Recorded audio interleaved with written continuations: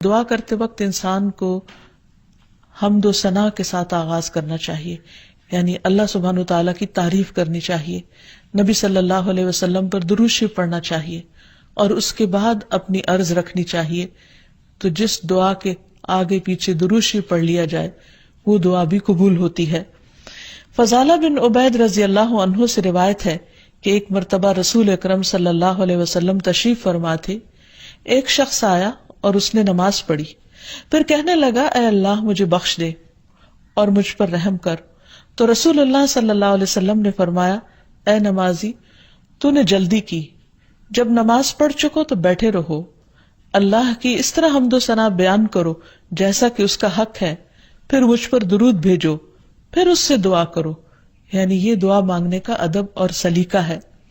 پھر اسی طرح یہ ہے کہ انسان کی دعاؤں کی قبولیت میں بعض اوقات اس کے گناہ حائل ہوتے ہیں، اور جب انسان استغفار کرتا ہے، توبہ کرتا ہے تو دروازے کھل جاتے ہیں۔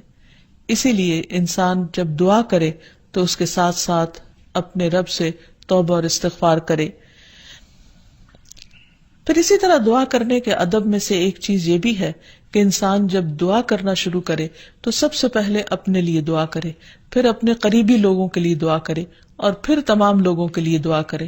کہ بعض اوقات ہم سمجھتے ہیں ہماری دعا قبول نہیں ہوئی، اور شیطان کا کام یہ ہوتا ہے کہ وہ بندے کے دل میں مایوسی پیدا کرے۔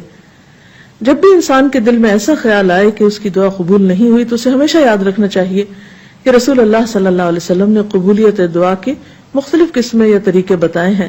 ایک تو یہ کہ جو کچھ انسان مانگتا ہے اس کو وہ مل جائے، یا پھر یہ کہ وہ تو نہ ملے لیکن اس کے برعکس اس کے بدلے میں اس کی کسی مصیبت یا مشکل کو اس سے دور کر دیا جائے یا آنے سے روک دیا جائے۔ تیسری صورت یہ کہ دنیا میں تو انسان کو اس دعا کے صلے میں کچھ نہ ملے، لیکن قیامت کے دن وہ تمام دعائیں اس کے اعمال نامے میں شامل کر کے اسے ان کا بہترین بدلہ یا جزا دی جائے۔ ایسی صورت میں جو تیسری صورت ہے، اگرچہ دنیا کے اعتبار سے ایک مشکل صورتحال ہے، لیکن قیامت کے دن بندہ جب اپنی دعاؤں کا صلہ دیکھے گا، اس عبادت کی جزا پائے گا وہاں پر، تو اس وقت تمنا کرے گا کہ اے کاش دنیا میں میری کوئی دعا بھی قبول نہ ہوتی۔ لیکن دعا کی قبولیت کے لیے پھر کچھ شرائط ہیں۔ ایک بات تو یہ اس میں جو سب سے پہلے کہ انسان کا رزق حلال ہو، کیونکہ حرام کھانا انسان کی دعاؤں کی قبولیت میں رکاوٹ کا سبب ہوتا ہے۔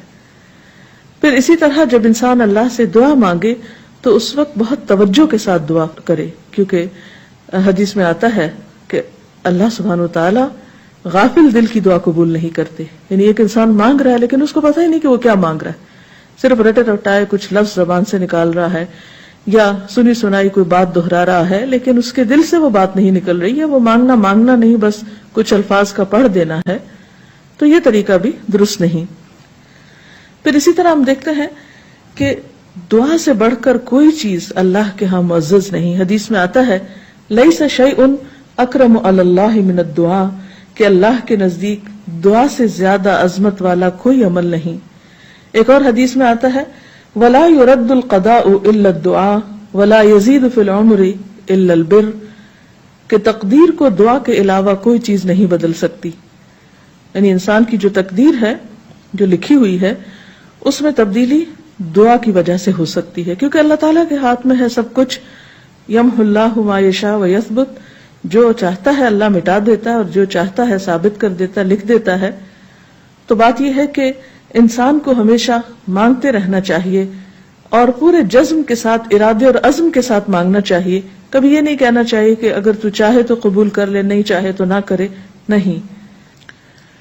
انسان دعا مانگتے وقت پورا یقین رکھے کہ اللہ تعالیٰ اس کی دعا قبول کر سکتا ہے، اور واقعی قبول کرتا ہے، کیونکہ حدیث میں آتا ہے رسول اللہ صلی اللہ علیہ وسلم نے فرمایا ان ربکم حی کریم یستحیی من عبدہ اذا رفع یدیہ الیہ فیردہما صفرا، تمہارا رب بڑا حیا کرنے والا اور سخی ہے، جب بندہ اس کے حضور ہاتھ اٹھاتا ہے تو انہیں خالی لوٹاتے ہوئے اسے شرم آتی ہے۔ یعنی اللہ تعالیٰ جو مالک الملک ہے، تمام خزانے اس کے ہاتھ میں ہیں، وَلِلَّهِ خَزَائِنُ السَّمَاوَاتِ وَالْأَرْضِ، آسمان و زمین کے سارے خزانوں کی کنجیاں اس کے پاس ہیں، ان کا مالک وہ ہے. لہٰذا ایسا نہیں کہ کبھی انسان کی دعا قبول نہ ہو تو اس کا سبب یہ ہو خدا نخواستہ کہ وہ دینے پہ قادر نہیں، وہ دیتا ہے اور وہ خالی ہاتھ نہیں لوٹاتا بندے کو. بس صرف فرق یہ ہے کہ قبولیت کے کئی طریقے ہو سکتے ہیں، اور خاص طور پر اگر بندہ مانگتا نہیں ہے تو یہ چیز اس کو ناپسند ہے، اس پر وہ ناراض ہوتا ہے، کیونکہ اللہ بندے سے یہ چاہتا ہے کہ بندہ اپنے رب کا شکر ادا کرتا رہے، اس سے مانگتا رہے، کیونکہ اللہ نے بندوں کو اپنی عبادت کے لیے پیدا کیا ہے.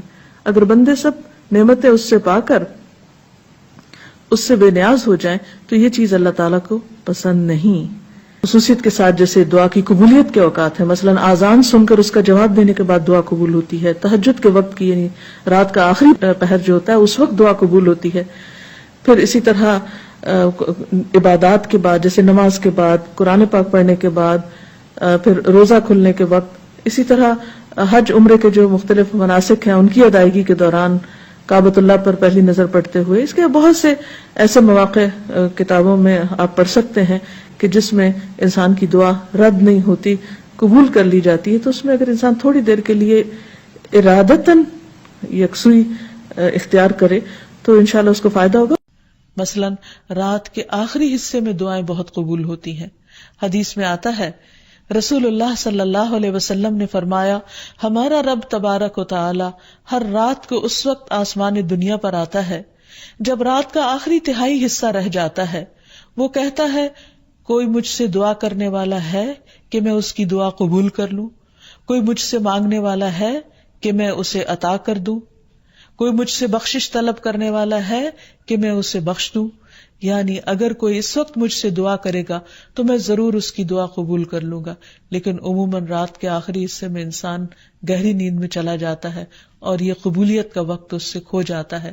تو اس خصوصی طور پر اگر انسان کی زندگی میں کوئی پریشانی ہو یا کچھ چیزوں کے بارے میں وہ واقعی سنجیدہ ہو کہ وہ اسے ملنی چاہیے دنیا اور آخرت کی کامیابیوں میں سے، بھلائیوں اور خیر میں سے، تو اس کو چاہیے کہ اس وقت میں دعا کا اہتمام کرے. نبی صلی اللہ علیہ وسلم نے یہ بھی فرمایا کہ تمام اوقات سے زیادہ بندہ پچھلی رات میں اپنے رب کے قریب ہوتا ہے، پس اگر تم سے ہو سکے تو تم اس گھڑی میں اللہ کو یاد کرنے والوں میں سے بن جاؤ تو ضرور بن جاؤ. پھر اسی طرح آذان کے بعد اور اقامت سے پہلے دعا قبول ہوتی ہے. یعنی مؤذن جب آذان دے رہا ہو تو جو الفاظ وہ دہرا رہا ہو ان کو دہراتے جانا چاہیے، سوائے حی علی الصلاح اور حی علی الفلاح کے کہ اس کے جواب میں لا حول ولا قوت الا باللہ پڑھنا چاہیے. اور جب مؤذن آذان کہہ چکے تو آذان کے بعد کی دعا پڑھ کے درود شریف پڑھ کر جو بھی انسان کے دل میں حاجت ہو وہ اپنے رب کے سامنے رکھے تو وہ دعا کے قبولیت کا وقت ہوتا ہے. اس وقت آسمان کے دروازے کھلتے ہیں، تو اس وقت انسان کو یہ وقت ضائع نہیں کرنا چاہیے اور چھوٹی چھوٹی چیزیں بھی اپنے رب سے مانگتے چلے جانا چاہیے تاکہ انسان کسی انسان کا محتاج نہ ہو. پھر اسی طرح سجدہ میں انسان اپنے رب کے بہت قریب ہوتا ہے، اس وقت دعائیں خوب سنی جاتی ہیں تو خوب انسان کو پکارنا چاہیے. فرض نماز کے بعد دعا قبول ہوتی ہے، تو فرض نماز کے بعد آیت الکرسی پڑھنا اور دعا مانگنا انسان کے فائدے میں ہے، بجائے اس کے کہ انسان فوراً مصلی سے اٹھ جائے یا ادھر ادھر کی باتیں شروع کر دے. پھر اسی طرح جمعے کے دن ایک خاص گھڑی ہوتی ہے جس میں انسان کی دعا قبول ہوتی ہے، اور اس کے بارے میں ایک روایت میں آتا ہے کہ وہ جمعے کے دن کی آخری گھڑی ہوتی ہے. تو بہرحال جمعے کے دن خصوصی طور پر دعاؤں کے مانگنے کا اہتمام کرنا چاہیے. پھر اسی طرح ماہ رمضان میں ہر دن اور رات میں ایک گھڑی ایسی ہوتی ہے کہ جس میں دعا قبول ہوتی ہے، اس وقت بھی زیادہ سے زیادہ دعائیں مانگنی چاہیے. عرفہ کے دن اللہ سبحانہ وتعالی سب سے زیادہ لوگوں کو جہنم کی آگ سے آزاد کرتا ہے، تو اس دن وہاں کے لوگ جو حج پر گئے ہیں وہ تو دعائیں مانگتے ہی ہیں، اور جو لوگ نہیں بھی جا سکے وہ بھی اس دن کی برکت سے فائدہ اٹھاتے ہوئے خوب دعائیں کریں. پھر اسی طرح بارش ہوتے وقت بھی دعا قبول ہوتی ہے. پھر زمزم پیتے وقت دعائیں قبول ہوتی ہیں. قرآن مجید کی تلاوت کے بعد دعا قبول ہوتی ہے. تو انسان کو ان مواقع سے خوب فائدہ اٹھانا چاہیے. پھر اسی طرح مریض اور میت کے پاس جو دعائیں کی جاتی ہیں وہ بھی قبول ہوتی ہیں. تو اللہ تعالیٰ سے دعا ہے کہ وہ ہماری دعاؤں کو بھی سن لے اور ہمیں قبولیت کے اوقات سے بھرپور فائدہ اٹھانے کی توفیق دے، اور ہمیں دعائیں مانگنے کے آداب سکھا دے۔ وآخر دعوانا ان الحمد للہ رب العالمین۔ السلام علیکم ورحمۃ اللہ وبرکاتہ۔